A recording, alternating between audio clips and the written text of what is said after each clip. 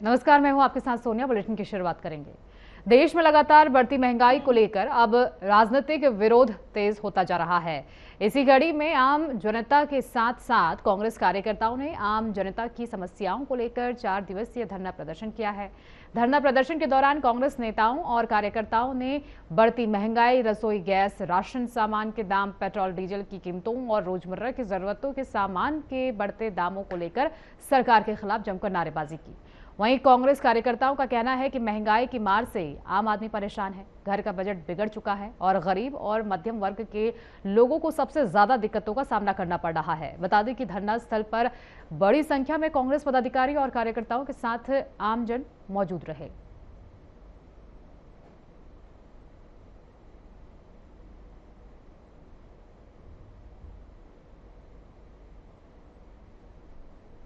कार्यक्रम था ये 3 दिन, तो अपने को प्रदर्शन करना था। आज हमको धरना करना था, तो धरना कार्यक्रम आज संपन्न हुआ।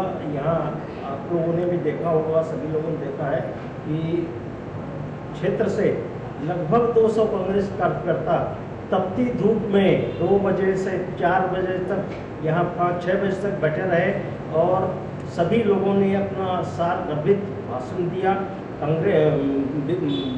भारतीय जनता पार्टी के विरोध में उनने बोला, बताया और कार्यक्रम के कांग्रेस की जो नीतियां हैं उसके बारे में बताया। कांग्रेस की जो नीतियां हैं वो शुरू से किसान के हित में, जनता के हित में यही करते चले आ रहे हैं। पहले भारतीय जनता पार्टी के लोग कोरोना के समय इसी तरह से लूट किए, लाखों करोड़ों लोगों की जान गई जिसका कोई पता नहीं है। लोग अपने परिवार के लोगों का लाश को हाथ लगाने के तैयार नहीं होते थे।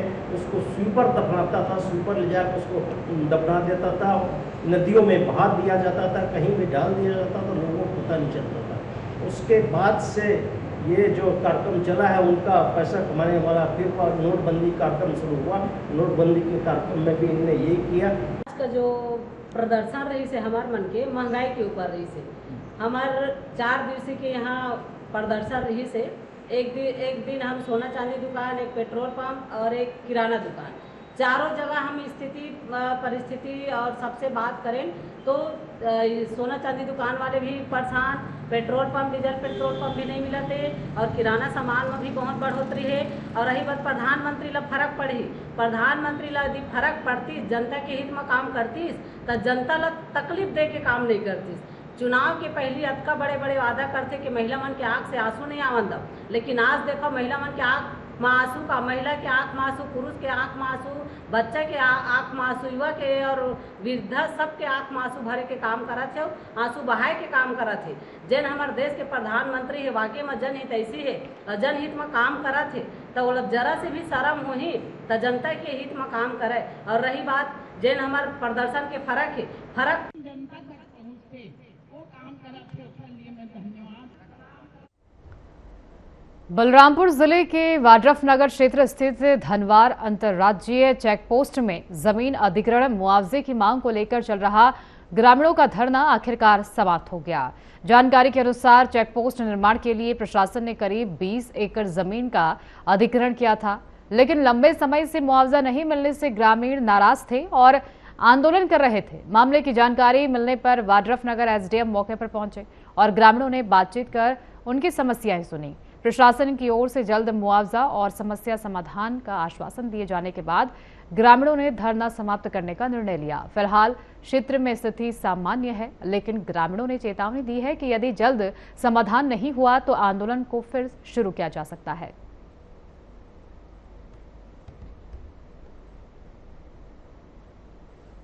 देखिए, धनवार बैरियर में जो आरटीओ चेक पोस्ट का जो निर्माण हुआ है उसमें जो अधिग्रहण की कार्रवाई है वो की गई थी, जिसमें मुआवजा 16 किसानों को लगभग 20 लाख का जो मुआवजा था उसका अवार्ड की घोषणा की गई थी। उसके उपरांत जो ग्रामीण जन है उनका ये कहना है कि अवार्ड की जो प्राप्ति है और उसका गणना को लेकर उनकी जो अभी वर्तमान में मांग है वो ये है कि एक नवीन दर से प्रति हेक्टेयर की गणना की जाए और साथ ही अगर जमीन के बदले तो अविवादित जमीन देने का जो प्रस्ताव हो सकता है। रायपुर पुलिस को बड़ी सफलता हाथ लगी है। बता दें कि छत्तीसगढ़ बोर्ड की 12वीं हिंदी परीक्षा का पेपर लीक मामले में पुलिस ने 2 और आरोपियों को गिरफ्तार कर लिया है। इससे पहले एक आरोपी की गिरफ्तारी हो चुकी है। जांच में सामने आया कि आरोपी वेणु कुमार जंघेल ने एक छात्रा को 3000 रुपये लेकर व्हाट्सएप के जरिए हस्तलिखित प्रश्न पत्र भेजा था, जिसकी पुष्टि बैंक ट्रांजैक्शन से हुई। पूछताछ के बाद पुलिस ने विकास सेन और बेमेतरा के एक स्कूल के पीटीआई जवाहरलाल कुर्रे को गिरफ्तार किया। पुलिस जांच में खुलासा हुआ कि हस्तलिखित प्रश्न पत्र जवाहर कुर्रे ने ही आरोपियों को उपलब्ध कराया था।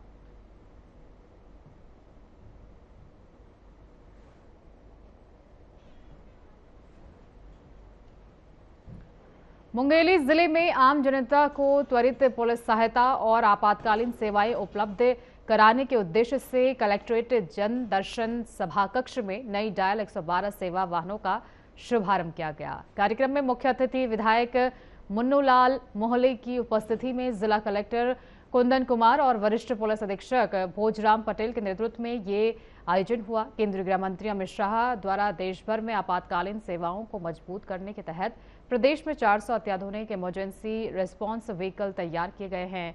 इन वाहनों में camera, dash camera, GPS, mobile data terminal और स्मार्ट मोबाइल फोन जैसे सुविधाएं उपलब्ध हैं। जिले के सिटी कोतवाली, मुंगेली, जोहारगांव, सरगांव समेत कई क्षेत्रों में इसे उपलब्ध कराया गया है। विधायक मुन्नूलाल मोहले ने हरी झंडी दिखाकर वाहनों को रवाना किया। पुलिस विभाग ने बताया कि सड़क दुर्घटना, महिला सुरक्षा, मारपीट, आगजनी और अन्य आपात स्थितियों में अब लोगों को और तेज सहायता मिल सकेगी।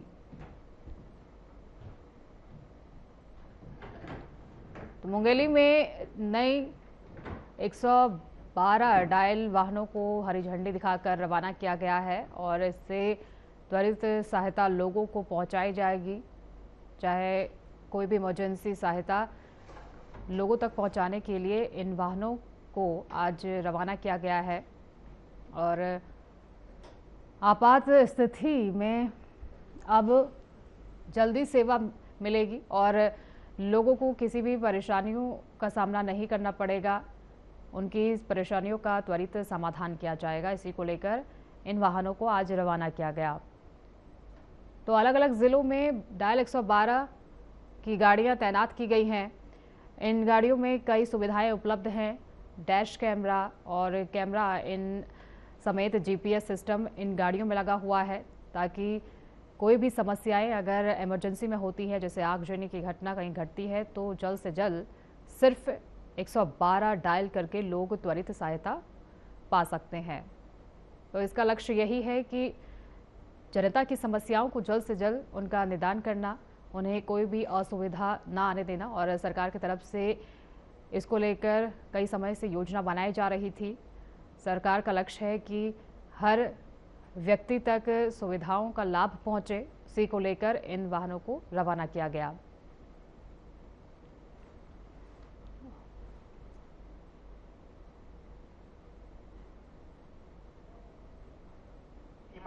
इसके सिस्टम को समझना बहुत जरूरी है। जैसे कोई भी पर्सन यदि 112 पे कॉल करता है तो कॉल करने के बाद में यह रायपुर जो हमारा कमांड सेंटर है वहाँ पे जाएगा। तो वहाँ पे जाने के बाद उस पर्सन का लोकेशन, उस थाना क्षेत्र, सबकी जानकारी उसको मिल जाएगी और वहाँ पर इवेंट पूछा जाएगा। तो क्या घटना घटा है और उस घटना को वहाँ पर पूछा जाएगा। तो घटना को यदि इवेंट के लायक रहेगा और वास्तव में वहाँ पे कुछ घटना घटा होगा तभी वो उसको सामने वाले को फॉरवर्ड करेगा, जो संबंधित गाड़ी को फॉरवर्ड करेगा। तो जो पहली पूछताछ करेंगे वो पहली वहाँ पर पूछने से लगभग पहला चीज़ क्लियर हो जाएगा कि वहाँ पर केवल सूचना देने के लिए है या घटना घटित हुआ है कि नहीं। तो इधर देखिएगा।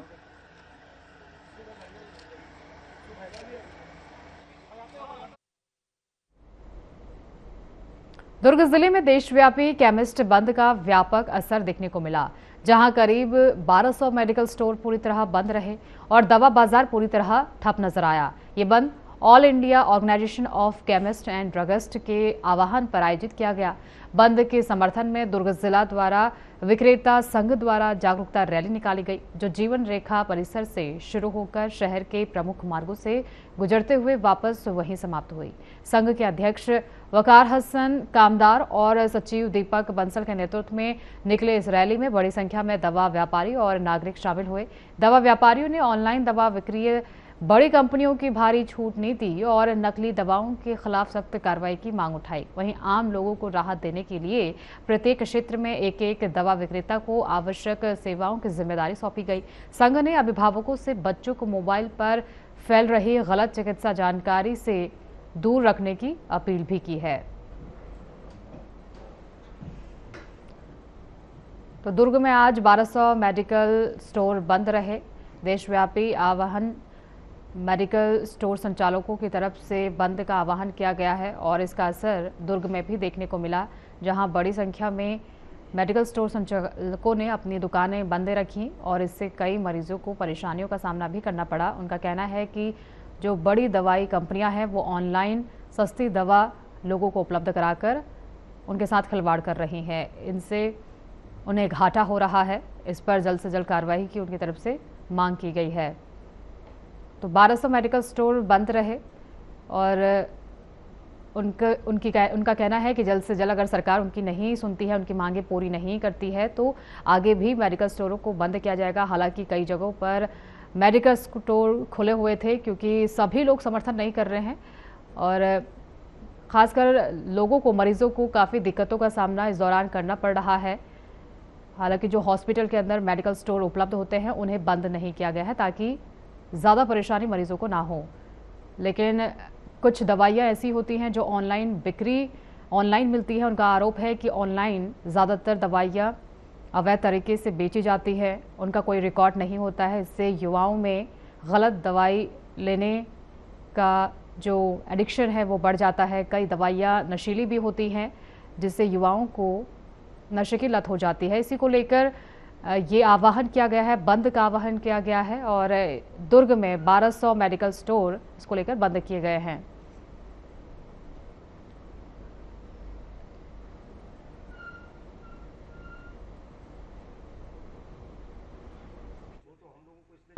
AI के आने के बाद एक प्रॉब्लम ये हो रही है आम केमिस्टों को कि वो बोगस प्रिस्क्रिप्शन जनरेट कर लेते हैं और उससे नशीली दवाइयों का परचेस हो जाता है। तो ऑनलाइन में सबसे ज्यादा प्रॉब्लम यही केमिस्टों को आ रही है और बदनाम हमारा आम केमिस्ट होता है। और जो भी कार्रवाई होती है सरकार जब सरकार की नजर पे देखती है तो हमारे आम केमिस्टों को देखती है और उन पे कार्रवाई करते हुए बेवजह से परेशान होते हैं। जब कोविड शुरू हुआ था उस समय था कि लोग दुकानों में नहीं जा सकते तो घर पहुंच डिलीवरी दी जाए, तो उसका आज दुरुपयोग हो रहा है। जो लोग बाजार में जाके दवाई ले सकते हैं वो भी ऑनलाइन मंगा रहे हैं। उसमें डॉक्टरों का कोई रजिस्ट्रेशन नहीं है, कोई कुछ भी पर्चा बनवा लेता है, ऑनलाइन भेजता है, दवा मंगा लेता है। उस दवा का कभी कभी कुछ दुरुपयोग सुनने में आता है, नशे में आता है। उस चिंता के लिए हम लोग ये बात को रख रहे हैं। इसमें फायदा रिटेलर का, होलसेलर का, आम जनता का, सभी का है। ये चीज को ऑनलाइन को तुरंत बंद करना चाहिए।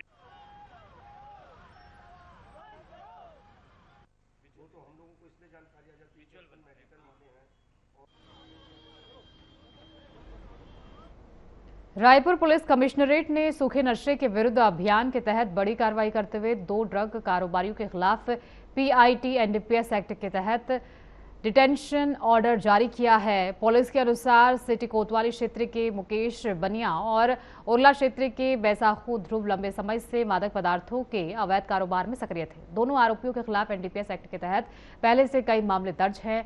सक्षम प्राधिकारी के आदेश के बाद दोनों को 3 महीने के लिए केंद्रीय जेल रायपुर में निरुद्ध किया गया है। पुलिस अब उनकी संपत्तियों, बैंक खातों और अवैध कमाई के नेटवर्क की जांच करेगी।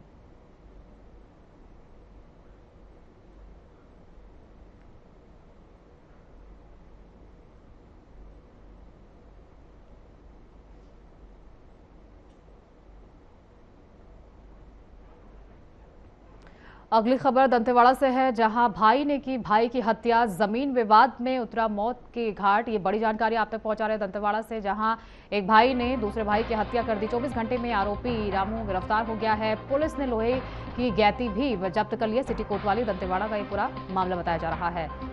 तो आरोपी भाई को गिरफ्तार कर लिया गया है।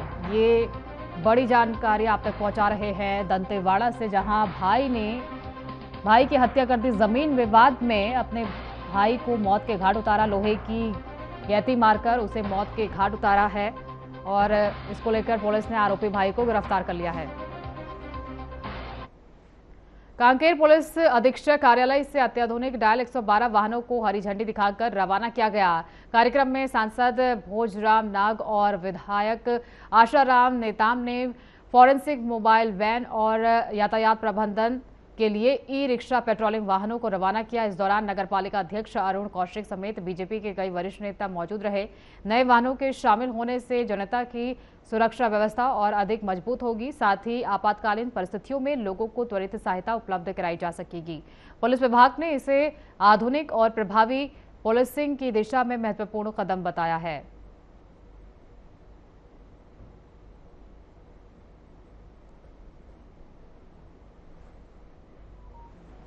112 में डायल करने पर जितने भी क्राइम और अपराध हो रहे हैं, इसको पुलिस विभाग के द्वारा नियंत्रण करने के लिए ये हमारी सरकार की अच्छी पहल है। एक हाई टेक्नोलॉजी गाड़ी भी है, साथ में एक ऑटो जो कि इलेक्ट्रॉनिक है। इससे अपराध पर नियंत्रण के लिए, इमरजेंसी सिचुएशन के लिए, जैसे एक्सीडेंट हुआ हो या कोई अपराध हुआ हो या एम्बुलेंस की आवश्यकता हो, तो ऐसे समय में कहीं से भी डायल 112 करने का जो भी निकटतम गाड़ी होगी उस क्षेत्र में जाएगी और वहां से जो इमरजेंसी सर्विस है उसको प्रोवाइड किया जाएगा। इसके लिए आज 4 गाड़ियों का फ्लैगिंग ऑफ हुआ है। इसी के साथ FSL की एक जो लैब ऑन व्हील है, जिसमें अपराध के जो घटनास्थल पर वहां जाकर जो भी FSL की जो साइंटिफिक ऑफिसर है वहीं पर जांच करेंगे। जो क्राइम सीन ऑब्जर्वेशन होता है, अपराध के समय जो एविडेंस कलेक्शन होता है, तो लैब में ना आते हुए लैब ही स्वयं घटनास्थल पर जाएगी। और हमारे छत्तीसगढ़ के गृह मंत्री को बहुत बहुत धन्यवाद देता हूं कि आज हमारे कांकेर जिला के लिए 112 नंबर जो गाड़ी है डायल करने से वहां पहुंचेंगे जो दुख तकलीफ जनता को हो रहा है, और वो 112 डायल करने से वहां तुरंत जो गाड़ी पहुंचेगा। इसके लिए मैं बहुत बहुत धन्यवाद देता हूं कि आज तुरंत जो समाधान हो रहा है, जो निराकरण होने की जो है, ये बहुत बड़े हमारे सरकार ने बहुत अच्छा पहल किया है। और हमारे जो कांकेर जिला को 4 गाड़ी मिला है, तो यहाँ हमारी कांकेर जिला बहुत बड़ा जिला है और बहुत ही थाना भी है। तो मैं चाहता हूँ कि वहाँ और गाड़ी बढ़ाए, कम से कम हमारे कांकेर जिला में 12 गाड़ी मिले, जिससे आसानी से जनता जनार्दन को सुविधा मिलेगा। 112 ने समग्र रूप से उसकी समाधान है। वहाँ स्वास्थ्य भी होगा, क्राइम होगा या कोई प्रकार की होंगे, तो उसमें लगभग 1 करोड़ की गाड़ी है, वहाँ सर्व सुविधा युक्त है।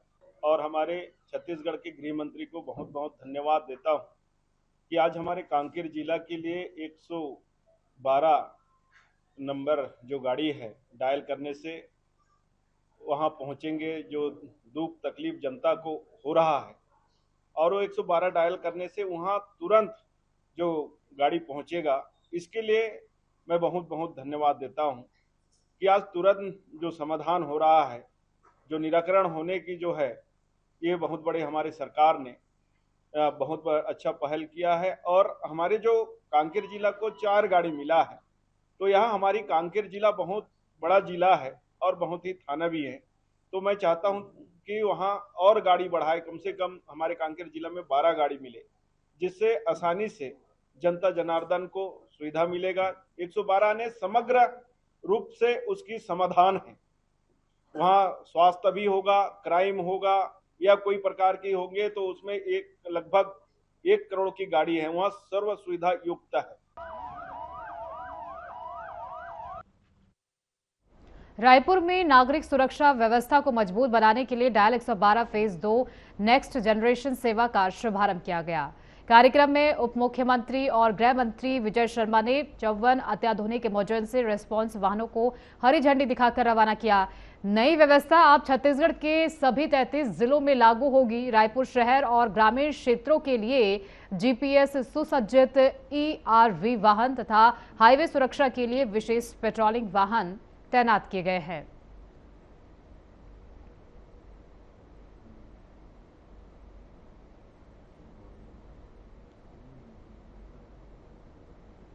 इस बीच बड़ी जानकारी आप तक पहुंचाएंगे। तो ये बड़ी खबर इस वक्त ही आप तक पहुंचा रहे बलरामपुर से, जहां तालाब में डूबने से बुजुर्ग की मौत हो गई। सूचना पर पहुंची वाड्रफनगर पुलिस। ये बड़ी जानकारी आप तक पहुंचा रहे। शव को निकालकर पोस्टमार्टम के लिए भेजा गया है।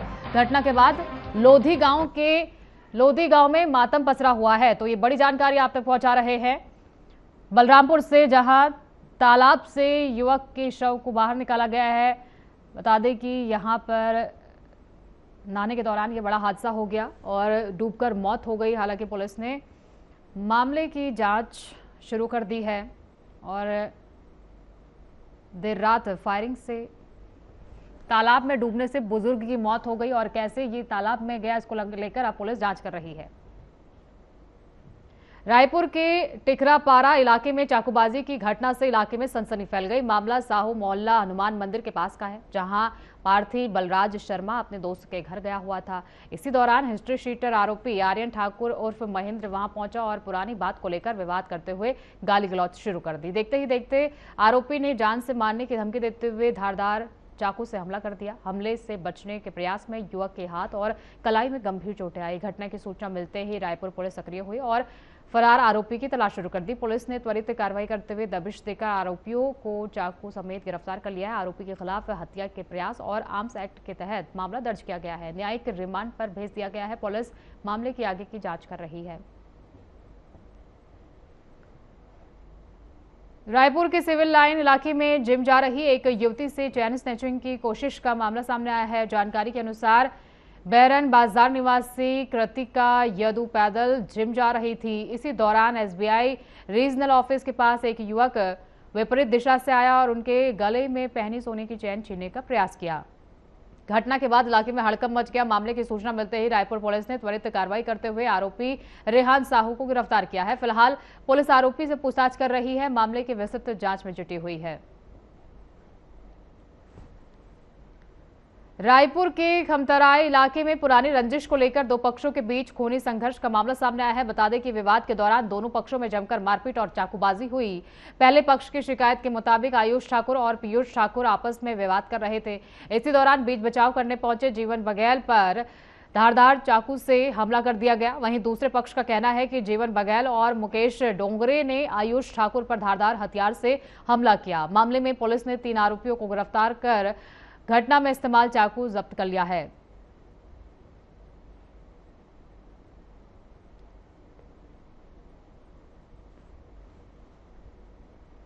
बुलेटिन में फिलहाल के लिए इतना ही। आगे की तमाम खबरों के लिए बने रहिए हमारे साथ।